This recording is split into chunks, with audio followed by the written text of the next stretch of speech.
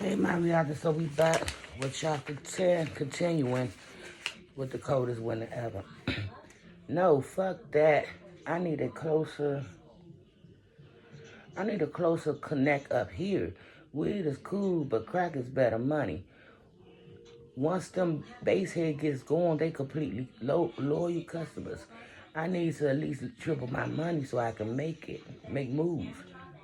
I got a guy I could talk to, a cousin uptown. He's real tight with his shit, though. He might not even have a conversation with me. He be acting like he don't be doing what he be doing when everybody knows what he be doing. Winner, I know about getting into that shit. When you get caught, you do time and hard time. She hesitated, lowered her eyes. Look what happened to your father. Right, I thought. That's who I should be talking to, my father. And no matter what Simone said, my father got at least 20 years of good high living out of the business. Nobody could argue with that. That's power. To be able to set up your own empire in your neighborhood, or even somebody else's neighborhood for that matter. To buy cars, jeeps, trucks, to sport the fly shit made by top designers every day. To be able to buy properties, mansions, and still have apartments on the side. To be able to shit on people before they got a chance to shit on you. That's power. what could who could argue with that? A regular nigga work all week for change to get to work, plus a bid to forget about how hard he worked. My pops was a major player for a long time. With the benefits of knowledge, I could make the world kiss my ass, but better than he did, cause he could now teach me about the mistakes. Let's compare it: 10 years of good living and 20 years of high living, versus 60 years of scraping to get by. Enough said.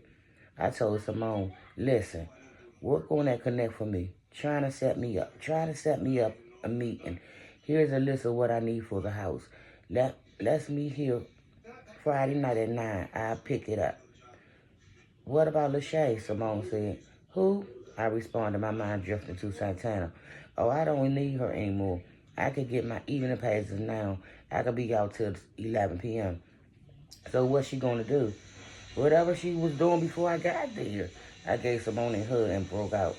On the bus ride to jail, I organized a clever way to key Santana into what I was saying without exposing my hands to the guards or phone surveillance. As Santana had taught me, hold your cards close to your chest. Let's try to finish this out. Okay. Also, I wouldn't bring up the Dowsey issue because that might cause him or even get me to get mad, and then I might end up leaving the jail without the information I need. I would say yes. I saw Porsche, Mercedes, and Lexi. How are they doing? Fine. Getting big, growing up, and going to school. What could I say about Mama? Well, it was unusual, but I didn't have an answer up until the time I arrived at, I arrived at Rikers, went through checks and search and the whole process. I still had no answers. Up until the time for me to sign in the book, I sat nervously biting my lip about Mama, a woman who, despite everything I know, Daddy loves so much. The guard said, have a seat, I prefer to stand. Somehow I thought I could think better standing up, so I went to the corner of the room and paced back and forth, back and forth.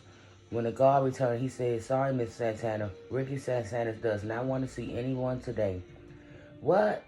Did you tell him it was me? Did you tell him it was his daughter, Winter Santana? Yes, I did. I gave him the same name you gave me. What do you mean he doesn't want to see me? What did he say? How did he say it? He didn't say anything. I told him you were here. He shook his head no. He doesn't have time to come out. A prisoner has the right to refuse a visit. Tears welled up and splashed out my eyes. The guard said, listen, if you write your name and address on a piece of paper, I can give it to him. Maybe he'll write. As I jotted down my name, address, and phone number, I put on the bottom of the ripped paper a piece of paper. Daddy, please call me right away. I need you badly, Winter. At the House of Success, everyone asked me what's wrong. I looked at their faces and thought to myself, you're not in my damn family. Don't try to act like you are. I shut them out and didn't respond. I went to my bed, took off my shoes, and boiled up under the covers in my clothes and slept. I slept through the rest of the night, afternoon, and evening. I slept through the next morning, the next afternoon, and next evening again. Girls came and went. Can I buy a stoogie? Do you have any more perm cream? What time can I get my hair done? Where did you put the catalogs? My response was nothing, and I'll be back, y'all.